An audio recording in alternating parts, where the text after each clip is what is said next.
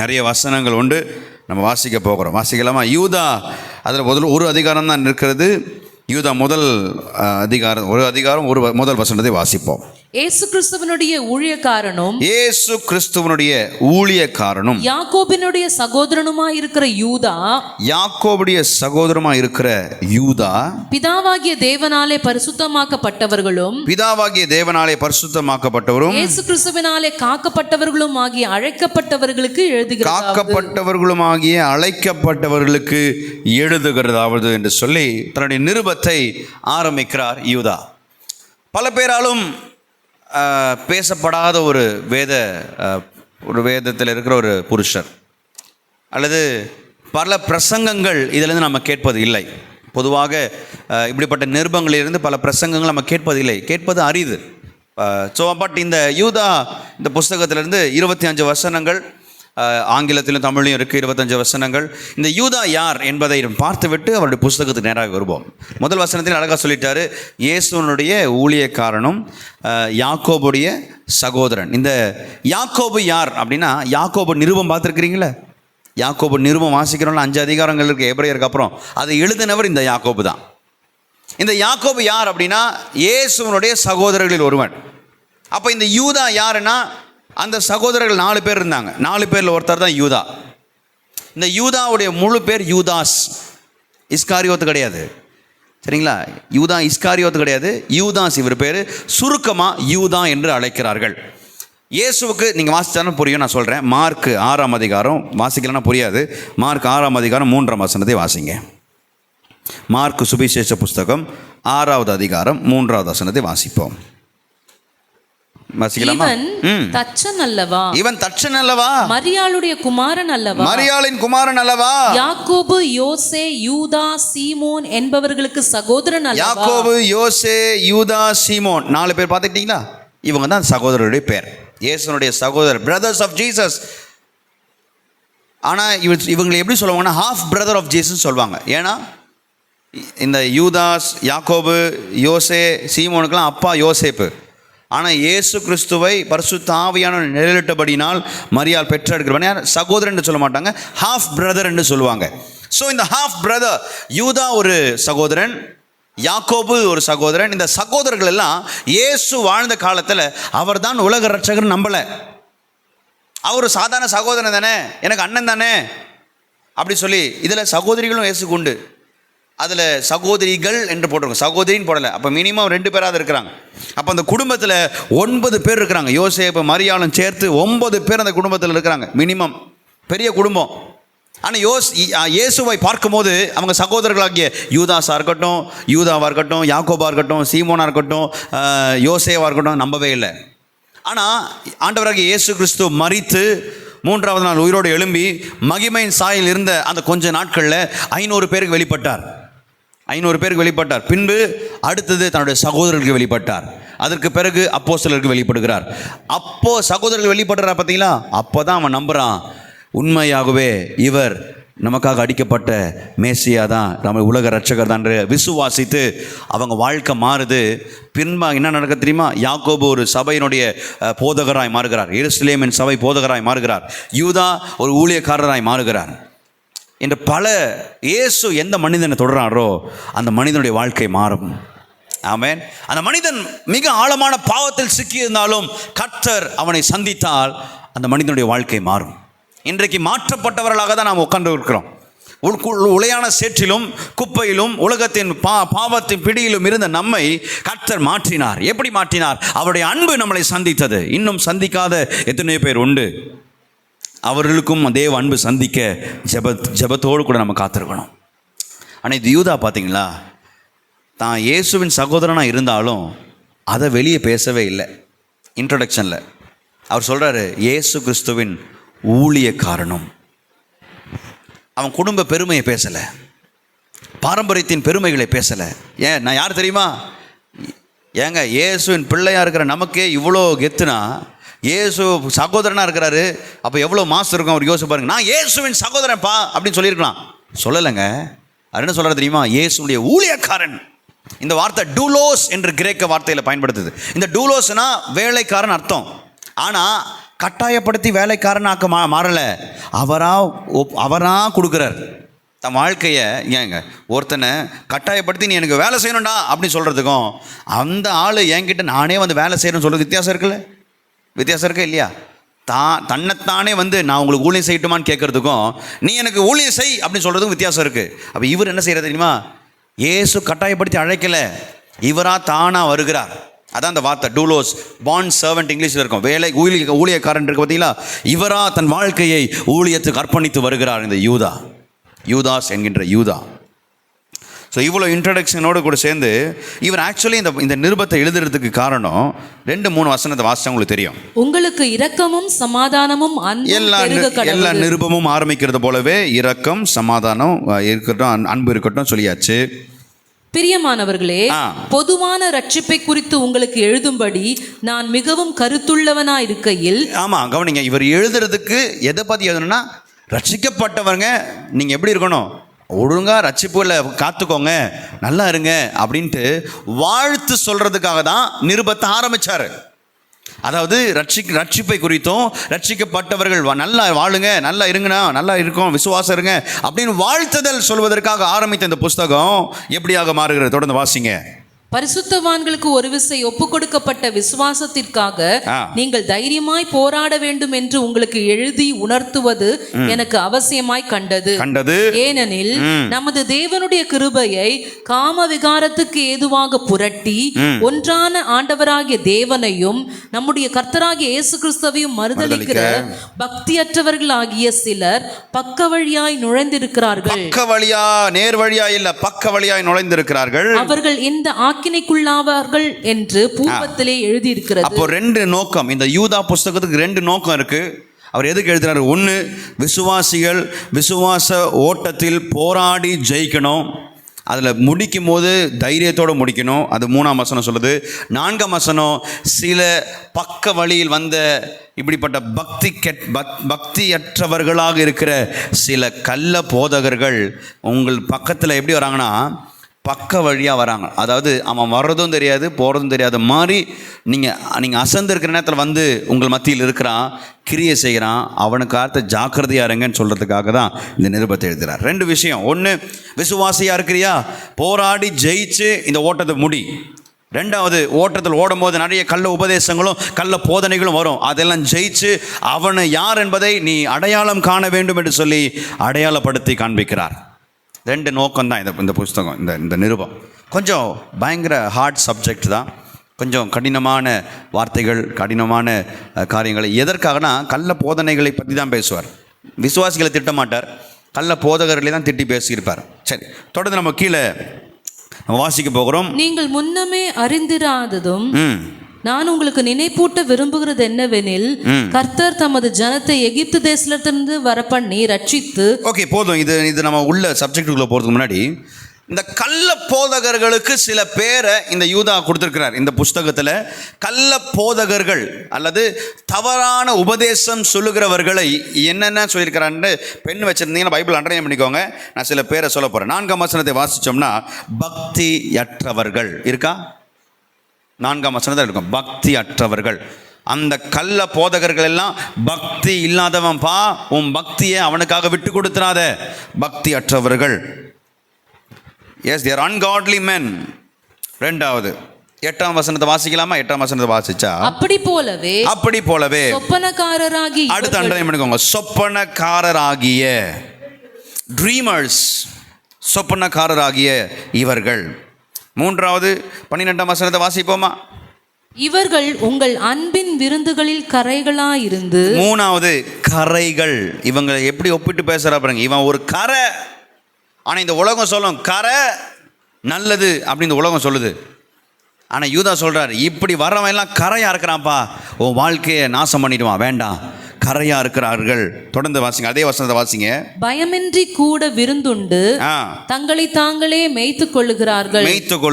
இவர்கள் காற்றுகளால் அடியுண்டோடுகிற தண்ணீரற்ற மேகம். அடுத்தது தண்ணீரற்ற மேகங்களை போல இருக்கிறாங்க. தண்ணீர் இல்லாத, பயன் இல்லாத ஒரு நபராக இருக்கிறார்கள். தண்ணீர் அற்ற மேகத்தை போல ஒப்பிட்டு சொல்றார். கடைசியா பார்த்தீங்கன்னா, கடைசியா வாசிங்க, இலை உதிர்ந்து கனியற்ற 2 தரம் செத்து வேரற்று போன மரங்கள். வேரற்று போன கனியற்ற ஃப்ரூட்லெஸ் ட்ரீ. வேரும் கிடையாது, கனியும் கிடையாது.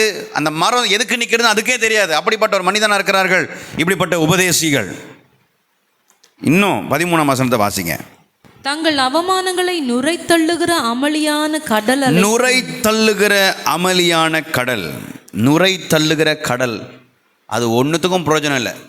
நுரை தள்ளுகிற கடல், அந்த நுரை எதுக்கு வருதுன்னே தெரியாது. அந்த நுரையை நம்ம குடிக்க முடியாது. அந்த நுரையை நம்ம போய் நின்னா நம்ம கண்ணு தான் எரியும். பார்த்துருக்கீங்களா? அந்த நுரை தள்ளுற அலை மாதிரி தான் இருப்பான் அவன். அலை வருவான் போவான் வருவான் போவான் வருவான் போவான். ஏன் வரான் அவனுக்கும் தெரியாது, ஏன் போகிறான் அவனுக்கும் தெரியாது. அப்படின்னு தான் நுரை தள்ளுகிற அமளியான கடலை போல இருக்கிறாங்க. தொடர்ந்து வாசிங்க அதே வசனம்.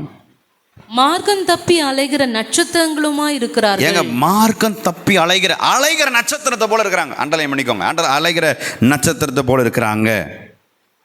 அலைகிற நட்சத்திரம். 16ஆம் வசனத்தை வாசிங்க. இவர்கள் முறுமுறுக்கிறவர்களும். முறுமுறுக்கிறவர்கள். அண்டர்லைன் பண்ணிக்கோங்க. முறுமுறுக்கிறவன் இவன் வாயில நல்ல வார்த்தையே வராது, முறுமுறுப்பு தான் வரும். அவன்லாம் யாரு? ஓகே, தொடர்ந்து வாசிங்க. முறையிடுகிறவர்கள் கம்ப்ளைண்ட் பண்ணிக்கிட்டே இருப்பான். இது சரியில்லை அது சரியில்லை. இதெல்லாம் அந்த நாட்கள் அப்படி இருந்தாங்க கள்ள உபதேசிகள். வாசிங்க தொடர்ந்து. தங்கள் இச்சைகளின்படி நடக்கிறவர்கள். தங்கள் இச்சையின்படி கர்த்தர் நடத்த மாட்டார். ஒரு நோக்கமே அவன் வாழ்க்கையில் இருக்காது. அவன் இஷ்டத்துக்குன்னு வாழ்வான். தான் இச்சையின்படி அவன் எடுக்கிற தீர்மானம், நான் போகிற திசையில் தான் நான் போவேன், நான் வாழ்கிற வாழ்க்கை தான் நான் வாழ்வேன், நான் எடுக்கிற முடிவு தான் நான் எடுப்பேன். தான் இஷ்டம் தான் இச்சைக்குள்ள அவன் வழி நடத்துகிறவனா, வழியில போகிறவனா இருக்கான். தொடர்ந்து வாசிங்க. இவர்களுடைய வாய் இருமாப்பானவைகளை பேசும். தொடர்ந்து தற்பொழிவுக்காக முகஸ்துதி செய்வார்கள். முகஸ்துதி, அதாவது ஒருத்தர் முன்னாடி அவனை பாராட்டி அவங்ககிட்ட தான் வாங்குறது. ஆனால் அவனுக்கு பின்னாடி போயிட்டு தப்பாக அவனை பற்றி பேசுறது. அவன் அந்த காலத்தில் அப்படி தான் இருக்காங்க. அதாவது உங்ககிட்ட ஒரு ஆதாயம் வேணும்னா உங்களை பற்றி அப்படியே ஏற்றி புகழ்ந்து பேசுறது. இதெல்லாம் கள்ள தீர்க்கதரிசிங்க அப்புறம் செஞ்சுருந்தாங்க. கள்ள போதகன் இப்படி செய்து கொண்டிருந்தான். அப்படி சொன்னோன்னே இவன் நான் இப்படியா அப்படின்னு சொன்னோன்னே இவன் வீட்டை கொடுக்குறான், இவன் இருக்கிறது எல்லாத்தையும் கொடுக்குறான், இவன் எல்லாத்தையும் செய்கிறான். யூதா இதை பார்த்து கடிந்து கொள்கிறார். இவர்களை நீ அடையாளம் காணணும், இவனுக்கு நீ விலகி நிற்கணும், இல்லைனா உன் விசுவாச ஓட்டம் நின்றுவிடும் என்று சொல்லுகிறார். எப்படி சங்கீதம் 1:1 ஓடுறவன் நிற்கிறான் உட்காரான், அதே போல் ஓட்டத்தில் நீ நின்றுவ, இப்படிப்பட்டவர்களை குறித்து கவனமாயிரு என்று சொல்லி யூதா அந்த தேசத்தில் இருக்கிற ஜனங்களுக்கு அவர் பேசுகிறார். சுத்திகரிக்கப்பட்ட அழைக்கப்பட்ட ஜனங்களுக்கு எழுதுகிறார். இது தேவனால் காக்கப்படுகிற ஜனங்களுக்கு எழுதுகிறார். தேவன் காப்பாருப்பா, தேவன் காப்பாரு தான், ஆனால் நீ கவனமாக இருக்கணும். தேவனுடைய காவலிலிருந்து விலகாதபடிக்கு இப்படிப்பட்ட மனிதர்களிடத்தில் ஜாக்கிரதையாரு. இவ்வளோ காரியம் யாரு? கள்ள போதனை மாத்திரம் நான் பேசியிருக்கிறேன். கள்ள போதகர்களுக்கான பேர் மட்டும் அடையாளம் காணணும்ப்பா. இன்றைக்கும் சபை கள்ள தீர்க்கதரிசிகளும் கள்ள போதகர்களும் கள்ள உபதேசிகளும் தவறான பழக்கங்களை கொண்டு வருகிற மனிதர்களை குறித்து ஜாக்கிரதையாக இருக்கணும். அவருடைய குணங்களில் இதில் அட்டாச் ஆகும். வேதம் நமக்கு காண்பிக்கின்ற இந்த வார்த்தைகளை குறித்து கவனமாக இருக்க தேவன் நமக்கு கிருபை தருவாராக. தொடர்ந்து நம்ம வாசிக்க போகிறோம். தொடர்ந்து இப்படி விசுவாசத்தில் நம்ம கவனிக்கணும். அந்த 3ஆம் வசனத்தை மறுபடியும் வாசிங்க. பிரியமானவர்களே, பொதுவான ரட்சிப்பை குறித்து உங்களுக்கு எழுதும்படி நான் மிகவும் கருத்துள்ளவனாய் இருக்கையில் பரிசுத்தவான்களுக்கு ஒரு விசை ஒப்பு கொடுக்கப்பட்ட விசுவாசத்திற்காக நீங்கள் தைரியமாய் போராட வேண்டும் என்று உங்களுக்கு எழுதி உணர்த்துவது எனக்கு அவசியமாய் கண்டது. விசுவாசத்துல போராடி முடிக்கணும். ஆனா இப்படி விசுவாசத்துல தொடங்கி சிலர் முடிக்காமலேயே போனாங்க. சிலருடைய வாழ்க்கை நல்ல நோட்டில் முடியல. சிலர் நல்ல விதத்தில் அவங்க ஓட்டத்தை முடிக்கலை. நல்ல விதத்தில் என்ன பண்ணல, அவங்க ஓட்டத்தை முடிக்கலை. நல்ல போராட்டத்தை போராடினேன், விசுவாசத்தை காத்து ஓட்டத்தை முடித்தேன் எல்லாம் சொல்கிறாருல பவுல். ஆமாம். ஆனால் இவங்க இதில் யூதா சிலரை பற்றி பேசியிருக்கிறார். இவங்க எல்லாம் நல்லா ஆரம்பித்தாங்க, ஆனால் முடியும் போது நல்ல முடிவு கிடைக்கல. பொதுவாக சொல்லுவாங்க, ஒரு மனுஷன் எப்படி வாழ்ந்திருக்கிறான்றத அவன் முடிவில், அவன் மரணத்தில் தான் தெரியும். சொல்லியிருக்கிறாங்க. தேவ ஜனமே, ஒரு கிறிஸ்தவ வாழ்க்கையும் சரி, கிறிஸ்தவனும் சரி, அவன் மரணத்தில் அவன் மரணத்தை பார்க்க முடியும் அவன் எப்படிப்பட்ட வாழ்க்கை வாழ்ந்திருக்கிறான். அந்த சாட்சிகள், அந்த எண்ணிக்கைகள், அந்த சாட்சி இன்றைக்கும் யூதா தான் சொல்கிறார், நீ ஆரம்பிக்கிறதுல இல்லைப்பா, நீ எப்படி முடிக்கிறேன்றதெல்லாம் இருக்குது. ஆனால் நல்லா விதமாக ஆரம்பித்து சரியான விதத்தில் முடிக்காத ஒரு 3 பேரை குறித்து நம்ம பார்க்க போகிறோம். இதே இதில் தான் ஒரு 3 பேரை குறித்து பார்க்கிறோம். வாசிக்கலாமா? 5ஆம் வசனத்தை வாசிப்போம். முதல் கூட்டம் 5ஆம் வசனம். நீங்கள் முன்னமே அறிந்திருந்தாலும் நான் உங்களுக்கு நினைப்பூட்ட விரும்புகிறது என்னவெனில் தமது ஜனத்தை எகிப்து தேசத்திலிருந்து வர பண்ணி ரட்சித்து பின்பு விசுவாசியாதவர்களை அழித்தார். கவனிச்சீங்களா? முதல் கூட்டம் இஸ்ரவேல் ஜனங்கள், எகிப்திலிருந்து மீட்கப்பட்ட இஸ்ரவேல் ஜனங்கள். முதல் கூட்டம் ஆரம்பிக்கும் போது அவங்க மன்றாடினாங்க. ஆண்டவர் மோசையும் ஆரோனையும் அனுப்பி 430 வருஷம் அடிமையாக இருந்தாங்க. கர்த்தர் விடுதலை ஆக்கினார். 430 வருஷம் அந்நாளிலே கர்த்தர் விடுதலை ஆக்கினார். சரி, ரைட். விடுதலை ஆனவங்க அந்த வனாந்திர வழியாய் போகிறாங்க. ஒவ்வொரு நாளும் முறுமுறுக்க ஆரம்பிக்கிறாங்க. ஒவ்வொரு நாளும் என்ன செய்கிறாங்க? முறுமுறுக்க தொடங்குகிறார்கள். முறுமுறுப்பு என்ன? இங்கே வந்து சாக்கடிக்கு வாங்க கொண்டு வந்தீங்க, எகிப்தில் கல்லறை இல்லைன்ட்டா இங்கே வந்து கொண்டு வந்தீங்க, எகிப்தில் நாங்கள் மீன் சாப்பிட்டோம், கறி சாப்பிட்டோம், இங்கே பிரெட்டுக்கு தினமாக வந்திருக்கிறோம். முறுமுறுக்க தொடங்கினார்கள். நீங்கள் நல்லா கவனிங்க. ஆரம்பித்த இஸ்ரவேல் ஜனங்கள் சந்ததி கானானுக்குள்ளே போன 2 பேர் யார்? யோசுவா, காலேப். ஆரம்பிக்கும் போது இருந்த 2 பேர் தான். மற்றது எல்லாமே புது சந்ததி தான். அந்த ஒரு சந்ததியே, தலைமுறையே கானானை சுதந்திரிக்கல. நல்லபடியாக ஆரம்பித்தாங்க. ஆனால் வனாந்தரத்திலே அவங்க அழிக்கப்பட்டார்கள். ஏன்? முறுமுறுப்பு. கிறிஸ்தவ வாழ்க்கையின் ஓட்டத்தை ஒரு 3 விஷயம் தடுத்துறோம். அதில் 1 முறுமுறுத்தல். தண்ணி இல்லை, இந்த தண்ணி குடித்தா நாங்கள் செத்து போயிடுவோம், இப்படி அப்படி. மோசே போயிட்டாரு, நம்ம என்ன செய்யலாம்? ஒரு பொற்கன்று குட்டியை நம்மளே செய்யலாம். அது நீ ஆசாரியாரு ஆரோனை பார்த்து சொல்லி ஒரு பொற்கன்று குட்டி அவங்களே செய்கிறாங்க. இப்படியெல்லாம் முறுமுறுக்க ஆரம்பிக்கும் பொழுது அவன் என்ன செய்கிறான் தெரியுமா? கர்த்தரை விட்டு தான் இஷ்டத்தின்படி செய்கிறார்கள். அவங்க யாருமே கானானை பார்க்கல. யோசுவா, காலேப் மட்டும்தான் ஆரம்பித்து முடித்தார்களா போல இருந்தார். இஸ்ரவேல் ஜனங்க முழுமையாக என்ன செய்ய முடியல, சரியாக முடிக்கலை. 2வது கூட்டம் 6வது வசனத்தை வாசிங்க. தங்களுடைய ஆதி மேன்மையை காத்து கொள்ளாமல் தங்களுக்குரிய வாசஸ்தலத்தை விட்டுவிட்ட தூதர்களையும் மகா நாளின் நியாய தீர்ப்புக்கென்று நித்திய சங்கிலிகளினாலே கட்டி அந்தகாரத்தில் அடைத்து வைத்திருக்கிறார். யார் இவர்கள் தெரியுமா? லூசிபர் தான் தேவனுக்கு சமம் என்று சொல்லி அவன் மேன்மை பாராட்டினதை நம்பின தூதர்கள். அதாவது வேதத்தின்படி பார்த்தீங்கன்னா 3 1 பங்கு அப்படி என்ன செஞ்சிச்சான்? கர்த்தர் தள்ளினாராம்.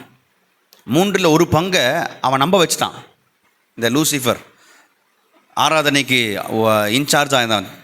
லூசிஃபர் அவனும் இந்த தூதனாக உருவாக்கப்பட்டான். ஆனால் அவனுக்குள்ளே வந்த அந்த பெருமை. 2வது விஷயம் கவனமாக இருக்கணும். நமக்குள்ளே என்ன வரக்கூடாது? பெருமை வந்துட்டா இவங்க என்ன செய்யணும்? ஆரம்பிக்கும் போது தேவனை துதிப்பதற்காக விசேஷமாய் தூதர்களாய் கர்த்தர் உருவாக்கினார். ஆனால் அவங்க நம்பின விஷயம் பாருங்க. லூசிஃபர் என்ன செஞ்சிடலாம்?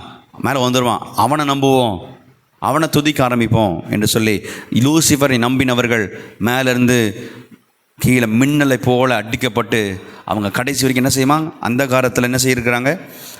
அந்த காலத்தில் அடைத்து வைக்கப்பட்டிருக்கிறார்கள். அவங்க வருவாங்க. எப்போ வருவாங்கன்னா அவனுடைய ஆட்சி வரும்போது வருவாங்க. அவங்க ஆட்சி நடக்கும்போது, அப்போ நம்ம இங்கே இருக்க மாட்டோம், நம்ம எடுத்துக்கொள்ளப்படுவோம். ஆமென். ஆமாம். அப்பப்போ செக் பண்ணிக்கிட்டே இருக்கணும். பிபி செக் பண்ணுற மாதிரி செக் பண்ணிக்கிட்டே இருக்கணும். அப்பப்போ என் பிபி எப்படி இருக்குன்னு, ஆண்டவரே இந்த தள்ளப்பட்ட தூதர்களைப் போல மாற. ஆரம்பமும் நல்லா தான் இருந்தது, ஆனால் முடிகிறது, ஆரம்ப பரலோகத்தில் இருந்தாலும் முடிகிறது அந்தகாரத்தில் அடைக்கப்பட்டவர்களாக முடிந்தார்கள். கவனிக்கணும். பெருமை நம்மளை எங்கேயோ கொண்டு போய் விட்டுரும். கர்த்தரே நமக்கு எதிர்த்து நிற்கிறார். ஆனால் தாழ்மை உள்ளவனுக்கு தான் கர்த்தர் கிருபை கொடுக்கிறார்.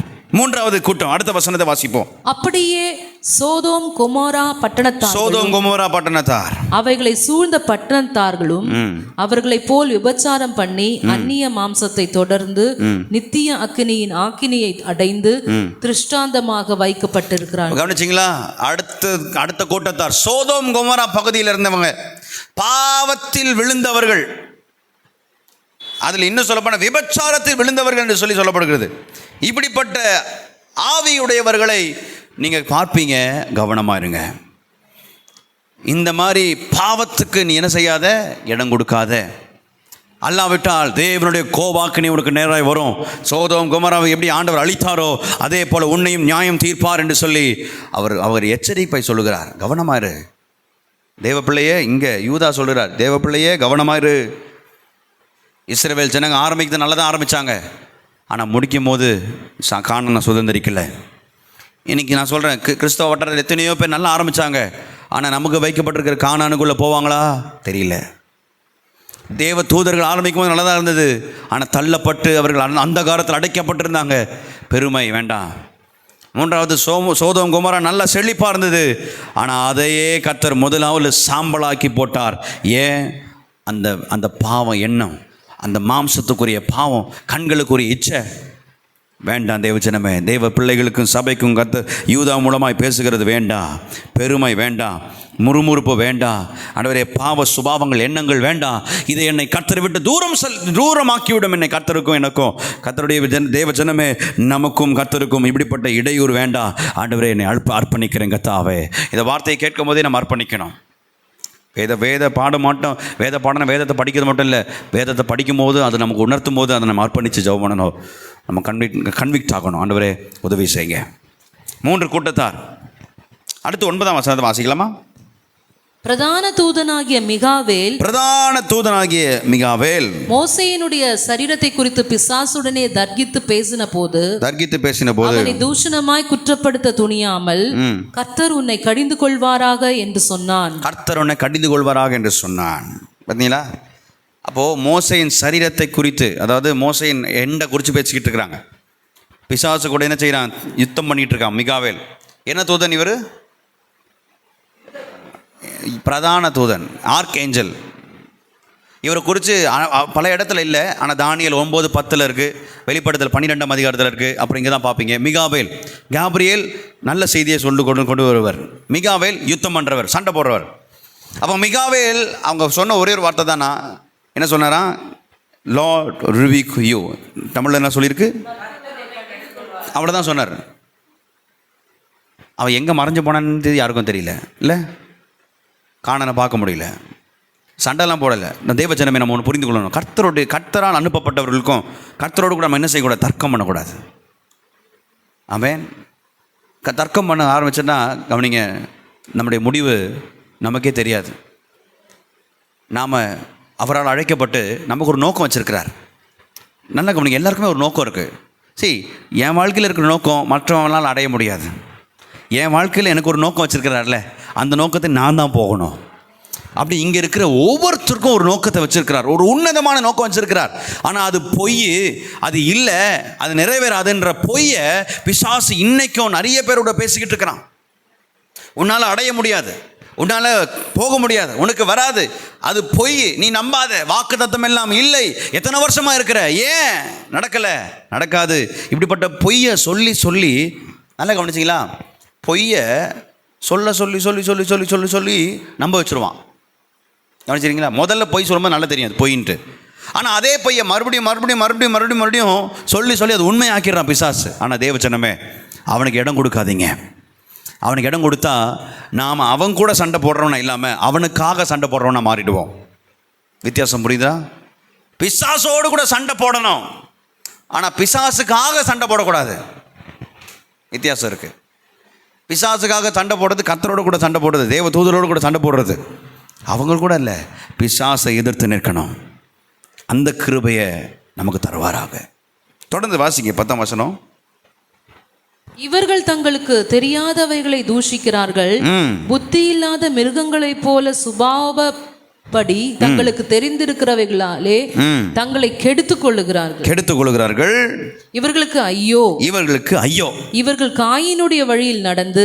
ஒரு 3 வழி இருக்கு, 3 வழி. இதெல்லாம் யாரை பற்றி பேசுகிறா தெரியுமா?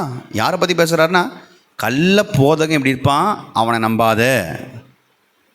ஓகே, அவன் 3 விதத்தில் வரான். 3 விதம். அந்த ஒரே வசனத்தில் 3 விதம் இருக்குது. ஒன்று, காயினுடைய வழி. அண்டர்லைன் பண்ணி வச்சுக்கோங்க. இந்த காயினுடைய வழி நீங்கள் நம்ம நல்லாக்குமே தெரியும். ஆதியாகமம் 4ஆம் அதிகாரத்தில் காயினும் ஆபேலும் என்ன செய்கிறாங்க? இருக்கிறாங்க. 3ஆம் அதிகாரத்தில் வந்து வராங்க. ரைட். காயின் வந்து என்ன செய்கிறார்? பலி செலுத்துகிறார். ஆபேலும் பலி செலுத்துகிறார்.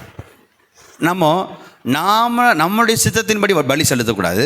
ஆண்டவர் ஒரு முறைமை வச்சுருந்தார். அப்படி தான் பழைய ஏற்பாட்டில் கர்த்தர் ஒரு முறைமை வச்சுருந்தார். அந்த முறைமையின்படி பலி செலுத்தணும். அந்த முறைமையின்படி செலுத்தாமல் அவன் தவறினதுனால கர்த்தர் அவனுடைய படி என்ன செய்யலை, ஏற்றுக்கொள்ளலை. உடனே கோவப்பட்டு என்ன பண்ணான் சகோதரனை? முதல் கொலை அங்கே தான் நடக்குது. கொலை எங்கே நடக்குதுன்னா காயின் ஆபேல் கடையில் தான். அங்கே ஆரம்பிக்கிற அந்த கில்லிங் இன்னைக்கு வரைக்கும் கொலை செஞ்சுக்கிட்டே இருக்கிறாங்க. அங்கே ஆரம்பித்தது. நல்லா கவனிச்சிங்கன்னா அவன் என்ன கேட்குறான் தெரியுமா? நான் கொண்டு வந்தது கரெக்டு தான், நான் கரெக்டாக தான் கொண்டு வந்தேன், நீங்கள் தான் ஏற்றுக்கல. அவனுடைய மனப்பக்குவத்தை சொல்கிறேன். அவன் ஆட்டுக்குட்டி, அவன் மேய்ப்பனாக இருக்கிறான் ஆட்டுக்குட்டி, நான் விவசாயி, நான் இங்கே தான் எடுத்துன்னு வர்றோம், நான் எடுத்துகிட்டு வந்தது கரெக்டு, நீங்கள் ஏற்றுக்கல. இப்படி சுய நீதியை பேசுகிறது தான் காயினுடைய எண்ணம், வழி. இன்னொன்று ஆர்டர் கேட்குறாரு, உன் தம்பி எங்கப்பான்னு கேட்டோன்னே, நான் அவனுக்கு காவல்காரனா, நான் அவனுக்கு வாட்ச்மேனா அவனுச்சிங்களா. அவன் பேச்சே மாறுது பார்த்தீங்களா? ஏன்னா அவனுடைய எண்ணம், அவனுடைய வழி எப்படின்னா, அவன் தன்னை குறித்து மட்டும், தன்னுடைய நீதியை குறித்து மட்டும் பேசி கொண்டிருக்கிறான். இன்னைக்கு ஒரு பாட்டு கூட நம்ம பாடுறோம், என் நீதி நியாயங்கள் அழுக்கான நம்ம நீதி நியாயம்லாம் நம்மளை ரட்சிக்கவே இல்லை. கர்த்தருடைய நீதியினால் நாம் ரட்சிக்கப்பட்டிருக்கிறோம். கர்த்தர் காண்பித்த righteousness of God, righteousness of Jesus Christ has saved me. என்னுடைய சுயநீதி அல்ல. இங்கே காயின் சொல்கிறான், ஏன் நான் தான் பண்ணேன், என்னால் தான் முடியும், நான் கரெக்டாக தான் இருக்கிறேன், நீங்கள் பார்க்குறது அது உங்கள் தப்பு. இப்படி காயினுடைய வழியில் வருவான். அவன் செய்கிறது கரெக்டுன்றதே நிரூபிப்பான். அது தப்பாக இருந்தாலும் அவன் செய்கிறது ரைட்டுன்னு சொல்லுவான். கள்ள போதகம் பார்த்துருக்கீங்களா? அவன் ஒத்துக்கவே மாட்டாங்க. அவன் சொல்ல முடியாது, ஒரு கூட்டமே இருக்குது, அவங்க ஒத்துக்கவே மாட்டாங்க. என்னது தான் செய்கிறது ரைட்டுன்றது நிரூபிப்பாங்க. அடுத்தது இதே வசனத்தில் நான் ஒன்றும் சொல்லலை, பைபிளில் தான் படிக்கிறோம். வாசிங்க தொடர்ந்து.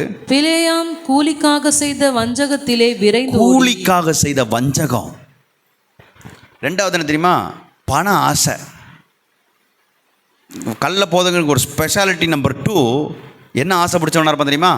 பண ஆசை. ஏங்க இந்த பிலேயாம் இருக்கிறான்ல, அவன் இஸ்ரவேல் ஜனங்க சபிக்க வந்தான். நமக்கு தெரியும், நம்ம ஆல்ரெடி பார்த்தோம். அவன் சபிக்கிறது இல்லை, சபிச்சா சாபம் வரும், ஆசீர்வதிச்சா ஆசீர்வாதம் வரும்ன்ற ஒரு தீர்க்கதரிசியாக அந்த காலத்தில் இருந்தான்.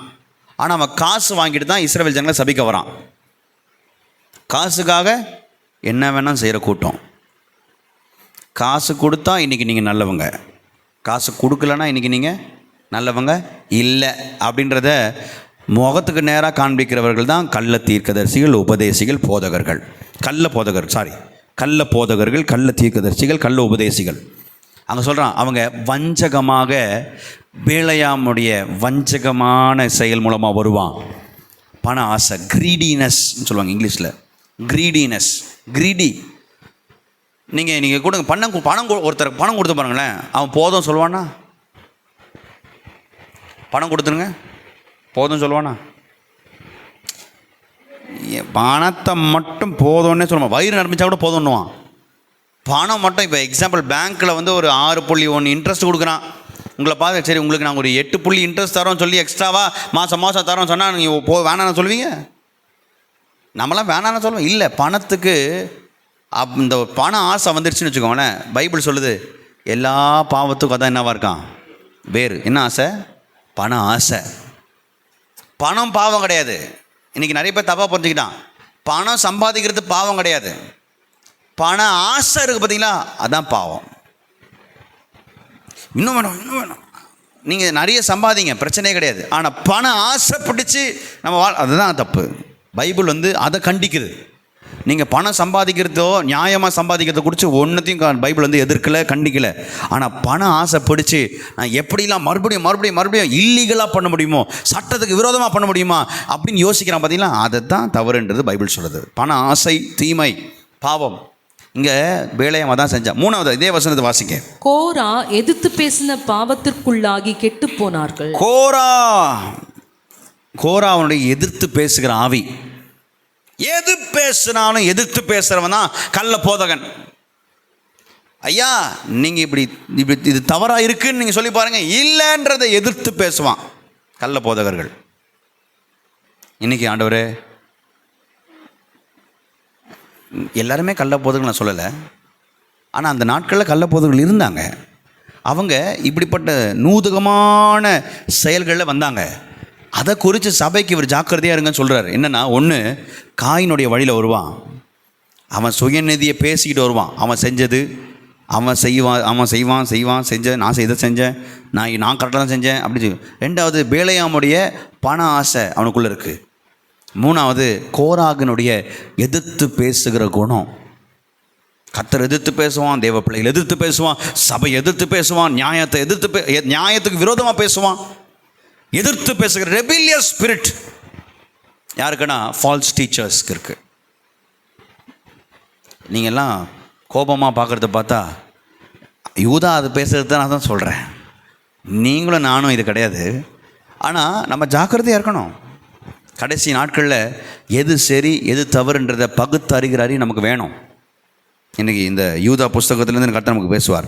அதான் அடுத்த வசனம்லாம் பார்த்தா நம்ம பார்த்தோமே, 2:12-13 இந்த கள்ளப்போது எப்படி இருக்கான், கரையாக இருக்கிறான், தண்ணீரற்ற மேகமாக இருக்கிறான், கனியற்ற மரமாக இருக்கிறான், அப்புறம் நீங்கள் பார்த்தீங்கன்னா கடலை போல இருக்கிறான், அப்புறம் மார்க்கம் தப்பி நடக்கிற அலைகிற நட்சத்திரத்தை போல இருக்கிறான். இதெல்லாம் ஓகே. 14ஆம் வசனத்தை வாசிங்க.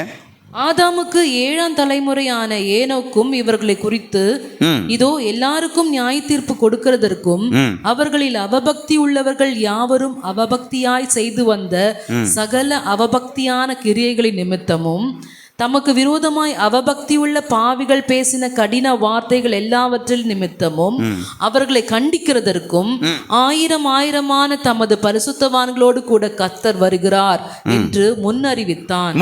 அப்போ ஏனோக்குடைய முன்னறிவிப்பு பற்றி பேசுகிறார். ஏனோக்கு தன் வாழ்ந்த 365 வருஷத்தில், அதாவது 300 வருஷம் கரெக்டாக, 65 வருஷம் அவங்க குடும்பத்தோட 300 வருஷம் கர்த்தரோட கூட சஞ்சரித்தார். கரெக்டாக இல்லை? 365 வருஷம் அவர் வயசு. எத்தனை வருஷம் கர்த்தரோட கூட இருந்தார்? எஸ். அப்போ அத்தனை வருஷம் ஆண்டவர் கூட இருந்தது ஒன்று தெரிஞ்சது, கர்த்தர் நியாயம் தீர்க்க வரார். இப்படிப்பட்ட பக்தியற்ற, இப்படிப்பட்ட கரைகள், இப்படிப்பட்ட தீமையான யோசனை உள்ளவர்களை கர்த்தர் நியாயம் தீர்ப்பார். அவர் அப்போவே முன்னறிவித்தார். அதை தான் மறுபடியும் இங்கே என்ன செய்கிறார், யூதா அழகாக காண்பிக்கிறார். ஏனோக்குடைய விஷயத்தை யூதா அழகாக கொண்டு வரார். யோவான் பேசலை, பேதுரு பேசலை, ஆனால் யூதா பேசுகிறார். பிரதான அப்போஸ்தலர்கள் பேசாமல் போனாலும் யூதா பேசுகிறார். ஏனோக்கு அப்போவே முன்னறிச்சார்ப்பா, நீ என்ன செய், நீ பழைய ஏற்பாட்டு நியாய பிரமாணத்தை நல்லா தானே படிச்சிருக்கிற, உனக்கு தெரிஞ்சிருக்கணும், ஒரு நாள் வரும் கர்த்தர் நியாயம் தீர்ப்பார். அந்த நியாய தீர்ப்பு தவறான கள்ளத்தனமான உபதேசத்தை கொண்டு வருகிற யாராக இருந்தாலும் கர்த்தர் நியாயம் தீர்ப்பார். நம்ம ஜாக்கிரதையாக இருக்கணும்னு சொல்லி அவர் பேசுகிறார். 16-17 நம்ம வாசித்தோம்ல, அவங்க முறுமுறுக்கிறவங்களாக இருப்பாங்க, இஷ்டத்தின்படி நடப்பாங்க, முறையெடுக்கிறவங்களாக இருப்பாங்க, முகஸ்துதி பண்ணுவாங்க, இப்படிலாம் அவங்க இவ்வளோ காரியத்தை பண்ணி 17ஆம் வசனத்தை வாசிப்போம்.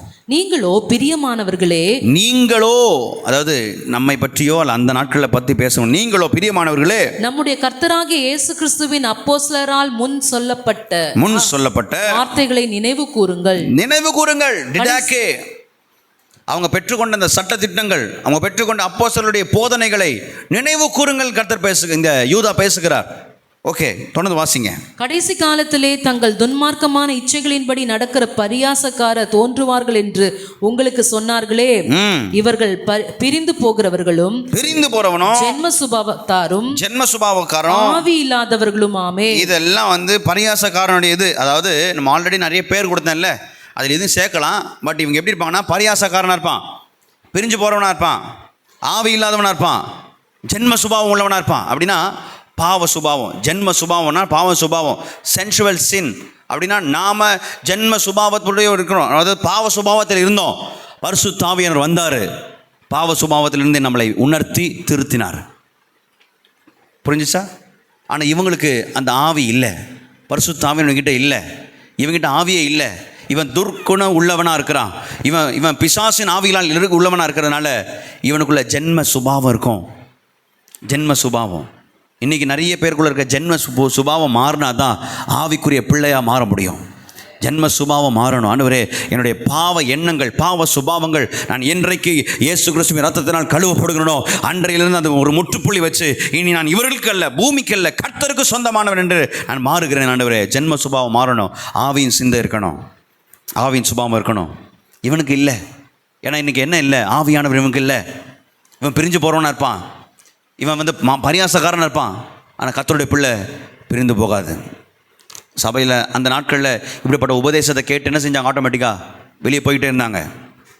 கடினமான உபதேசம் வந்தாலும் என்ன செய்யக்கூடாது? ஆண்டவரே, நாங்கள் ஐக்கியத்தை விட்டு பிரியாதபடிக்கு எங்களை காத்துக்கொள்வீராக. ஏன் காத்துக்கொள்வீராக நான் சொல்கிறேன்னா, அது கடைசியாக சொல்கிறேன். 20ஆம் வசனத்தை வாசிங்க.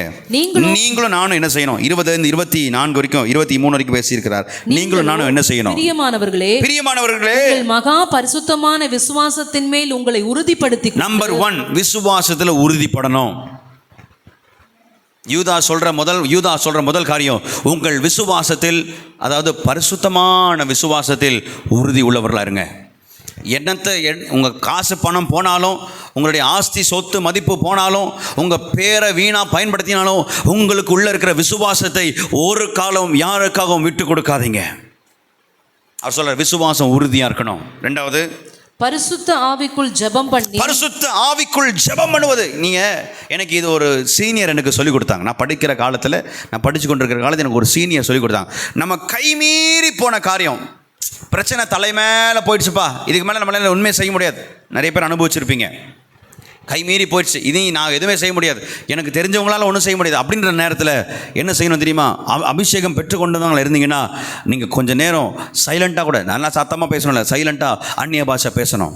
ஆவியில் ஜெபிக்கிறவங்களா இருக்கணும். ஏன்னா இந்த ஆவியின் ஜெபம் உங்களுக்கு முன்னாடி இருக்கிற உடனடியான தடைகளை உடைக்கும். இது நான் அனுபவிச்சிருக்கிறேன், இது என் வாழ்க்கையில் நடந்திருக்கு. உடனடியான தடைகள், உடனடியான தாமதங்கள் வருகிற, திடீர்னு வரும் ஒரு தடை, திடீர்னு ஒரு தாமதம், திடீர்னு ஒரு போராட்டம், திடீர்னு ஒரு பிரச்சனை, எங்கேருந்து வந்துச்சுன்னு தெரியாது. ஆவியில் ஜெபம் பண்ணுங்க. ஆவியில் ஜெபிக்கிறவனாக இருந்தீங்கன்னா அது ஜெயிக்கிறவங்களா இருப்பீங்க. தடைகள் உடைந்து போகும். இதெல்லாம் நீங்கள் அனுபவிச்சா உங்களுக்கு இன்னும் இந்த வசனம் இன்னும் உங்களுக்கு அனுபவிச்சாதான் இது லைவாக தெரியும், உயிருள்ளதாக தெரியும். இன்றைக்கி ஆண்டவரே, நாங்கள் என்ன செய்யணும்னா ஆவியில் ஜெபிக்கணும். என்ன போராட்டம் வந்தாலும் நாங்கள் உட்காந்து ஆவியில் ஜெபிக்கணும். ஒருவேளை நாளைக்கு தினம் வாசலில் வந்து அவமானப்படுத்தோம் சொன்னால், நைட்டு உட்காந்து குடும்பமாக ஆவியில் ஜெபம் பண்ணுங்க, அவன் நாளில் வரமாட்டான். அல்லேலூயா. தேவஜனமே, ஆவியின் ஜெபம் வல்லமை உள்ளது. ஆவியானவரோடு கூட ஆண்டவரே, அந்த அந்நிய பாஷை அடையாளத்தோடு கூட அந்த அபிஷேகத்தில் பேச நமக்கு தெரியாத அந்த நவமான பாஷைகளை பேச நமக்கே தெரியாமல் தடைகள் உடைந்து போகும், நமக்கே தெரியாமல் கிரியைகள் நடக்கும், காரியங்கள் மாறுதலாய் முடியும், வாசல்கள் திறக்கும். இன்னைக்கு போராட்டத்தில் உட்காராமல் ஆண்டவரே, நாங்கள் இந்த ஆவியில் ஜெபிக்கிற அனுபவத்தை எங்களுக்கு தருவீராக. 21, தேவனுடைய அன்பிலே உங்களை காத்துக்கொண்டு. தேவ அன்பில் காத்துக்கொள்ளுங்க. ஓகே. நித்திய ஜீவனுக்கு ஏதுவாக நம்முடைய கர்த்தராகிய இயேசு கிறிஸ்துவினுடைய இரக்கத்தை பெற காத்திருங்கள். இரக்கத்துக்காக காத்திருங்க. இன்னைக்கு நம்ம இருக்கணும். இன்னைக்கு இந்த கடைசி காலத்தில் தான் தேவனுடைய இரக்கத்துக்காக காத்திருக்கணும். ஆண்டவரே, என் குடும்பத்து மேல் மனம் இருங்குங்க. ஆண்டவரே, என் தேசத்தின் மேல் மனம் இருங்குங்கப்பா. ஆண்டோடைய இரக்கம் தான் நம்மளை காப்பாற்ற முடியும். ஆண்டோடைய கோபாக்கினி மட்டும் வந்துருச்சுன்னு வச்சுக்கோங்களேன், இன்னைக்கு யாருமே நம்ம இருக்க முடியாது. கர்த்தர் இஸ் ஸ்லோ டு ஆங்கர், கோபப்படுவதில் பொறுமை உள்ளவராக இருக்கிறார். ஆனால் இரக்கத்தில் பார்த்தீங்கன்னா சம்பூர்ணமானவராக இருக்கிறார். வேதம் சொல்கிறது, இமைப்பொழுது உன்னை கைவிட்டேன், ஆனால் உருக்கமான இரக்கங்களால் உன்னை சேர்த்து கொள்வேன். கர்த்தருடைய இரக்கத்தினால தான் நம்ம வாழ்ந்துக்கிட்டு இருக்கிறோம். கர்த்தருடைய இரக்கத்தினால தான் நம்ம நித்திய ஜீவனுக்கு போக போகிறோம். ஆண்டவர் மட்டும் இரக்கம் உள்ளவராக இல்லைன்னா எனக்கு நித்திய ஜீவனே இல்லை. காத்துக்கொள்ளுங்கப்பா. தொடர்ந்து 22, நீங்கள் பகுத்தறிவு உள்ளவர்களாயிருந்து. இதுதான் பாருங்க என்ன சொல்ற பாருங்க. பகுத்தறிவு சபைக்கு அவசியம். Distinction are the spirit of discernment. தொடர்ந்து வாசிங்க. சிலருக்கு இரக்கம் பாராட்டி சிலரை அக்கினியிலிருந்து இழுத்துவிட்டு பயத்தோடே ரட்சித்து மாம்சத்தால் கரைப்பட்டிருக்கிற வஸ்திரத்தையும் வெறுத்து தள்ளுங்கள். மாம்சத்தின் வஸ்திரத்தை வெறுத்து தள்ளு. ரட்சிப்பின் வஸ்திரத்தை உடுத்தினவனுக்கு மாம்ச வஸ்திரம் வேண்டாம். அல்லேலூயா. இது பிரசங்கமாக நான் எடுக்கலை, இதில் சொல்லிக்கிறது நான் கொஞ்சம் சத்தமாக சொல்கிறேன், அவ்வளோதான். எழுத்துக்களை சத்தமாக பேசுகிறேன், அவ்வளோதான், வேற ஒன்றும் கிடையாது. மாம்சத்துக்குரிய என்னது வஸ்திரம் நமக்கு வேணாம். மாம்சத்தின் வஸ்திரம் போட்டால் நம்ம மேலே போக முடியாது.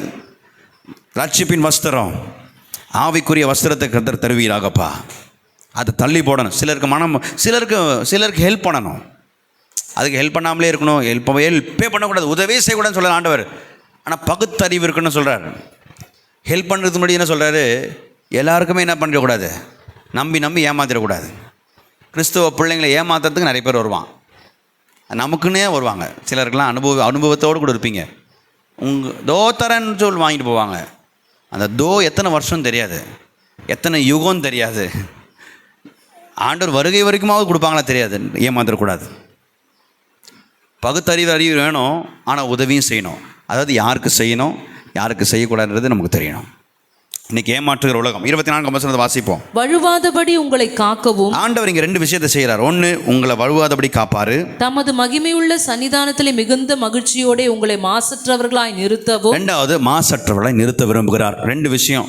உலகத்தில் வாழ்கிற வரைக்கும் உங்களை காப்பாற்றுவார், உங்களை தாங்குவார். உலக வாழ்க்கை முடிஞ்சு பரலோக வாழ்க்கையில் போய் நிற்கும் போது உங்களை நிறுத்த வைக்கணும்னு ஆசைப்படுறார். நீங்கள் அங்கே நிற்கணும்னு ஆசைப்படுறார். அல்லேலூயா. இன்னைக்கு எவ்வளோ சந்தோஷம். உங்களை பரலோகத்தில் நிற்க வைக்கணும்னு கர்த்தர் ஆசைப்படுறார். அது எப்படி நிற்க வைக்கணுமா? பிழையற்றவர்களாக, மாசற்றவர்களாக நிற்கணுமா? தேவஜனமே, நாம் மாசு உள்ளவர்கள், பிழை உள்ளவர்கள். ஆனால் நம்மை பிழையற்றவர்களாக தேவன் மாற்றுகிறார், மாசற்றவர்களாக மாற்றுகிறார். கர்த்தாவே, நீர் காண்பிக்கிற 2 விஷயத்துக்காக ஸ்தோத்திரம். நல்லா கவனிச்சிங்களா? ஆரம்பிக்கும் போதும் காக்கிற தேவனாக இருக்கிறார், முடிக்கும் போதும் காக்கிற தேவனாக இருக்கிறார். இங்கிலீஷில் போடும், God who preserved me and now God who's preserving me. காக்குதல், அந்த காத்தல், இந்த காக்கிற அனுபவம் சபைக்கு இருக்கின்றத யூதா மறுபடியும் ஞாபகப்படுத்துகிறார். ஆரம்பிக்கும் போதும் காக்கிறவராக இருக்கிறவர், 24 வசனம் முடிக்கும் போது காக்கிறவராக இருக்கிறார். 25 வசனம் சொல்லுகிறது, சேர்ந்து வாசிப்போம். 25 வசனம் எல்லாரும் வச்சிருக்கீங்களா? எல்லாரும் சேர்ந்து வாசிப்போம். தாம் ஒருவரே ஞானமுள்ளவராகிய நம்முடைய இரட்சகரான தேவனுக்கு கனமும் மகத்துவமும் வல்லமையும் அதிகாரமும் இப்பொழுதும் எப்பொழுதும் உண்டாவதாக. ஆமென். கண்களை மூடி நாம் ஜெபிப்போமாக. எங்களை அதிகமாய் நேசிக்க நல்ல தகப்பனே, இந்த காலை வேளைக்காய், மதியான வேளைக்காய் ஸ்தோத்திரம். இந்த சத்தத்தை கேட்கிற ஒவ்வொருவரையும் கர்த்தாவே, நீர் வேதத்தை வாசிக்கவும் தியானிக்கவும் அதை செவி சாய்த்து கேட்கவும் அதன்படி நடக்கவும் எங்களை ஒப்புக் கொடுக்கிறோம். தேவரீர் அற்புதமான காரியத்தை செய்து நீர் தேவன் என்பதையும் நீர் எங்களுக்கு நன்மையானதை செய்வீர் என்பதையும், இந்த உலகத்தில் வாழ்கிற நாட்களில் நாங்கள் ஜாக்கிரதையாய் வாழ வேண்டும் என்பதையும் நீர் எங்களுக்கு ஆலோசனையாய் கொடுக்கிறீர். ஸ்தோத்திரம் ஆண்டவரே. நம்முடைய சமூகத்திலிருந்து இந்த வார்த்தைகளை பெற்றுக்கொண்ட ஒவ்வொரு தேவ பிள்ளையுடைய உள்ளங்களிலும் பரிசுத்தாவின் கிரியை செய்வீராக. ஆண்டவரே, எங்களுக்கு விரோதமாக எழும்புகிற எல்லா தவறான பழக்கங்கள், தவறான ஆண்டவரே மனிதர்கள், கள்ள போதனைகளை கொண்டு வருகிற மனிதர்களை இயேசுவின் நாமத்தில் பகுத்து அறிகிற அறிவை தந்து அவர்களை விட்டு விலகி வாழ உதவி செய்வீராகப்பா. இயேசுவின் நாமத்தில் ஆண்டவரே, இந்த ஜெபத்தில் வந்திருக்கிறவர்களை கர்த்தர் சந்திப்பீராக, ஆசீர்வதிப்பீராக, நன்மையின் கரத்தை வைத்து பெருக செய்வீராக. சமாதானம் குடும்பத்தில் நீடித்து நிற்கட்டும். கர்த்தர் நன்மை செய்யும். உம்முடைய கரத்தை நம்பி இருக்கிறோம் அப்பா. நீரே அல்லாமல் உம்மை தவிர வேறு வழி இல்லை, வேறு விருப்பம் இல்லை. உம்மையே நாங்கள் தொடர்ந்து நேசிக்க, ஆண்டவரே அன்பு செலுத்த, வாஞ்சிக்க எங்களை தருகிறோம். அர்ப்பணித்து நாங்கள் தருகிற ஒவ்வொரு அர்ப்பணமும் உள்ளத்துக்காக, இருதயத்துக்காக ஸ்தோத்திரம். தொடர்ந்து வழி நடத்தும். இயேசுவின் நாமத்தில் ஜெபிக்கிறோம் நல்ல தகப்பனே.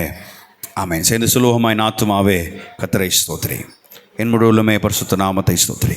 என் ஆத்துமாவே கர்த்தரை ஸ்தோத்திரி. கர்த்தர் செய்த சகல உபகாரங்களையும் மறவாதே.